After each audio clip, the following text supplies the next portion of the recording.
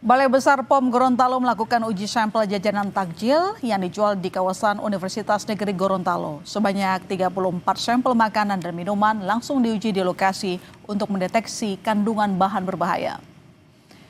Tim gabungan dari Balai Besar POM di Gorontalo bersama Dinas Kesehatan, Perindustrian, dan Ketahanan Pangan menyisir pedagang takjil di sekitar kampus Universitas Negeri Gorontalo. Sebanyak 34 sampel makanan dan minuman diambil secara acak, mulai dari jajanan kue takjil hingga minuman seperti es buah dan lainnya. Dari semua sampel yang diuji, hasilnya negatif atau tidak ditemukan kandungan zat berbahaya.